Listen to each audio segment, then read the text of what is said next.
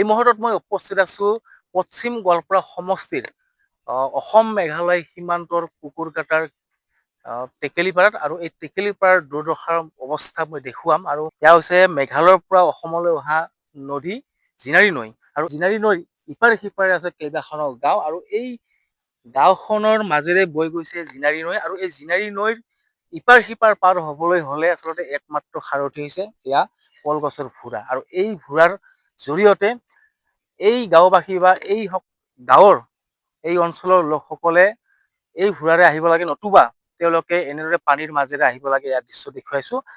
বছৰ বছৰ ধৰি আচলতে এই গাঁৱৰ লোকসকলে এনেদৰে জমৰ যত্নত ভুগি আছে যাত্ৰাৰ ক্ষেত্ৰত, আৰু এনেদৰে দেখিবলৈ পোৱা গৈছে যে তেওঁলোকে খৰালি হলে এনেদৰে তেওঁলোকে পানীৰ মাজেৰে খোজকাঢ়ি আহে, আৰু বাৰিষা হলে তেওঁলোকে ভুৰাৰে বা সদায় আচলতে ভুৰাৰে অহা যোৱা কৰিব লাগে। আৰু একমাত্ৰ সাৰথি হৈছে বৰ্তমান ভুৰা, আৰু গাঁওবাসী আছে তেওঁলোকৰ সৈতে কথা পাতিবলৈ চেষ্টা কৰিম।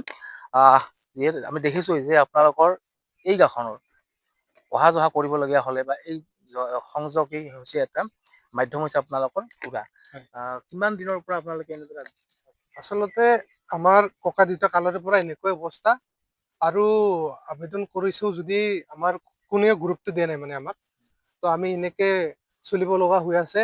আমাৰ বহুত অসুবিধা হয়। ৰিচেণ্টলি মোৰ দেউতাই বেমাৰত পৰিছিল, চিৰিয়াছ, মানে হঠাতে প্ৰায় 8 বজা মানত ৰাতি খুবে মানে পানীও ডাঙৰ হৈ আছিল তেতিয়া নদী, আৰু তেতিয়া মানে আমি তেখেতক ইপাৰৰ পৰা সিপাৰ লৈ যাব পৰা নাছিলো, এনেকুৱা অৱস্থা। গোটেই ৰাইজখিনি মিলি আমি প্ৰায় 20 জন মান এনেকুৱা মানে টাকি আছিল, টচক আছিল, তাতে উঠাই কেনে দেউতাক কোনোমতে মানে গাড়ীত উঠাইছো আৰু লৈ গৈছো। আৰু ঠিক তেনেদৰে তেখেতক আমি 7 চিষ্টাৰত ৰাখিছিলো আইচিউত, আৰু তেখেতে ঢুকালে, এতিয়া নাই। আৰু মানে তেখেতক যেতিয়া আমি লৈ আনিছিলো ঘৰলৈ, আচলতে তেতিয়া মানে লৈ আনিবলৈ এনেকুৱা কষ্ট হৈছে, এটা চাং বান্ধি লৈ আনিব লগা হৈছিল, আৰু গোটেই ৰাইজখিনি মিলি তেনেকুৱা অৱস্থা। আৰু আমাৰ ইয়াত এনেকুৱা ঘটনা ঘটিছে যে এজন প্ৰেগনেন্ট মহিলা, মানে তেখেতৰ যেতিয়া সন্তান জন্ম দিবলগীয়া টাইম হৈছিল, তেতিয়া মানে তেখেতৰ ৰাস্তাত মানে সন্তান জন্ম দিব লগা হৈছিল, কাৰণ আমাৰ গাঁৱতো এম্বুলেন্স নাহে, কোনো গাড়ী অহা মানে ব্যৱস্থা নাই। খৰালিত আহে যদিও খুব কষ্ট, মানে 4x4 গাড়ী, তেনেকুৱা ধৰণৰ গাড়ীহে আহিব পাৰে।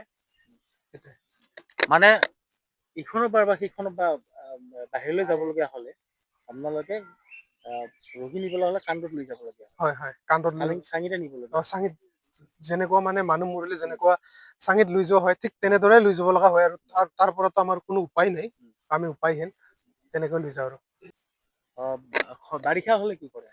বাৰিষা হলে আমি, আমাৰ এটাই উপায়, তৰুণ গগৈ ছাৰ, স্বৰ্গীয় তৰুণ গগৈ ছাৰে যেনেকুৱা কৈছিল, ভীমকল গছ, মানে ভীমকল গছে আমাৰ হেৰি মানে তাৰমানে সহায় কৰে, আৰু সেই ভীমকল গছটোৱে সি আমি কলহবোৰ বনাওঁ, কলহবোৰ বনাই কিনে ঠিক সেইটোকে নাৱৰ দৰে আমি ব্যৱহাৰ কৰিবলগীয়া হয়, কাৰণ আমাৰ হাতত কোনো উপায় নাই। এয়া আছিল আচলতে টেকেলিপাৰা গাঁৱৰ এগৰাকী সচেতন যুৱক দীপজ্যোতি ৰাভা। দীপজ্যোতি আচলতে যি দুৰ্দশা, গাঁৱৰ যি দুৰ্দশা বা এই যাতায়াত কৰাৰ যি অসুবিধা, সেই অসুবিধাসমূহ চৰকাৰক দৃষ্টিগোচৰৰ কাৰণে ছচিয়েল মিডিয়াত ভিডিঅ' প্ৰস্তুত কৰি দৃষ্টিগোচৰ কৰি আহিছিলে। মই পুনৰবাৰ জানিম, দেখিছো আপুনি বিভিন্ন সময়ত ভিডিঅ' প্ৰস্তুত কৰি আপুনি চৰকাৰৰ দৃষ্টিগোচৰ কৰাৰ দেখিবলৈ পোৱা গৈছিল। তেনেকৈ মানে ভিডিঅ' ছচিয়েল মিডিয়াত মই এৰো, যিমানখিনি আমাৰ গাঁৱৰ সমস্যা, আমাৰ ৰাস্তা ঘাটৰ অসুবিধা, বা আমি কেনেকৈ অহা যোৱা কৰো, সেইবিলাক মই দেখুৱাও।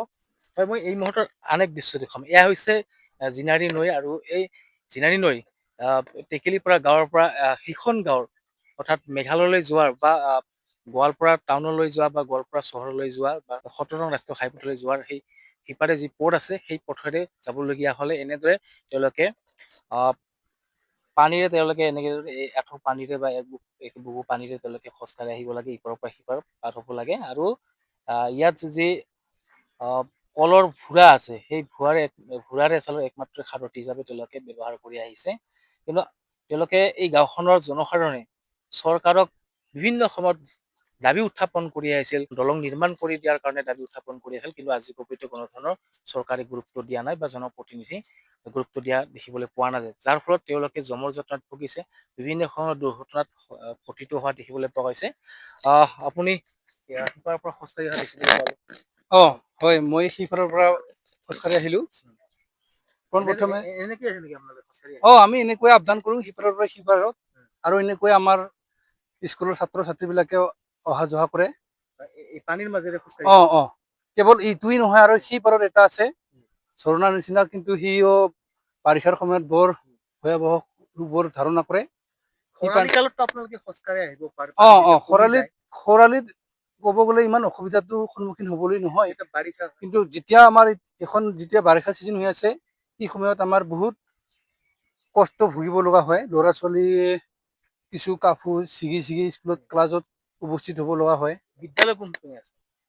বিদ্যালয় আমাৰ কুকুৰকাটাত আছে এম ই স্কুল, কুকুৰকাটা আছে, হাই স্কুল আছে কুকুৰকাটাত, কিন্তু কিছুমানে আমাৰ কৃষ্ণত যায় গাড়ীত আপডাউন কৰি। এনেকৈয়ে আমাৰ ছাত্ৰ ছাত্ৰী বিলাকে আপডাউন কৰে। এই নদীৰে যাতায়াতৰ ব্যৱস্থা আমাৰ খুব দুৰ্বল। কঠোৰ অৱস্থাটো খুব বেয়া। কঠোৰৰ অৱস্থা বেয়া, ৰাস্তা ঘাটো একেবাৰে বেয়া। তাকে মই অনুৰোধ কৰো যে বৰ্তমানৰ চৰকাৰক, বহুত বছৰৰ পৰা আমি যুঁজি আহিছো কংগ্ৰেছৰ কালৰ পৰা, কিন্তু এতিয়া আমাৰ যিটো বিজেপি চৰকাৰ, আমাৰ নিজৰে মানুহ ৰাভা জনজাতিৰ আমাৰ পবিত্ৰ দা, তেওঁ নিশ্চয় আমাক এইবাৰ চাব বুলি আশা কৰিছো।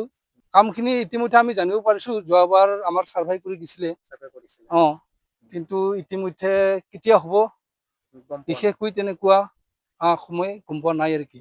হয়, এখন দলং নথকাৰ কাৰণে এই অঞ্চলৰ বুলি ক'লে আচলতে ইয়াত প্ৰায় 4-5খন গাঁও আছে। এই গাঁৱৰ লোকসকলে তেওঁলোকে একমাত্ৰ কলৰ ভুৰাৰে সাৰথি হিচাপে তেওঁলোকে অহা যোৱা কৰিব লাগে, নতুবা তেওঁলোকে এনেদৰে খৰালি কালত তেওঁলোকে পানীৰ মাজেৰে খোজকাঢ়ি আহে। আৰু ছাত্ৰ ছাত্ৰীসকলে আচলতে কুকুৰকাটালৈ যাবলগীয়া হ'লে তেওঁলোকে বিপদসংকুলভাৱে এনেদৰে তেওঁলোকে খোজকাঢ়ি আহিব লাগে।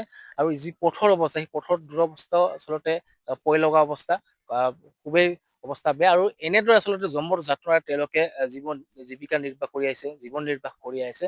তেওঁলোকে চৰকাৰক বাৰম্বাৰ দাবী জনাইছে, দাবী উত্থাপন কৰিছে, আবেদন জনাইছে, অতি সোনকালে এই জিনাৰী নৈৰ ওপৰত এই গাঁওখনৰ সংযোগী এখন দলং নিৰ্মাণ কৰি দিব লাগে, পকী দলং নিৰ্মাণ কৰি দিব লাগে, আৰু যি যাতায়াত ব্যৱস্থা সেই যাতায়াত সুচল কৰি দিব লাগে বুলি তেওঁলোকে দাবী জনাই আহিছে। কিন্তু আজি প্ৰতি কোনো ধৰণৰ চৰকাৰে গুৰুত্ব দিয়া নাই। সেয়েহে তেওঁলোকে পুনৰবাৰ অতি সোনকালে বিজেপি নেতৃত্বাধীন চৰকাৰখনক তেওঁলোকে দলং আৰু পকী পথ নিৰ্মাণ কৰাৰ কাৰণে দাবী জনাইছে।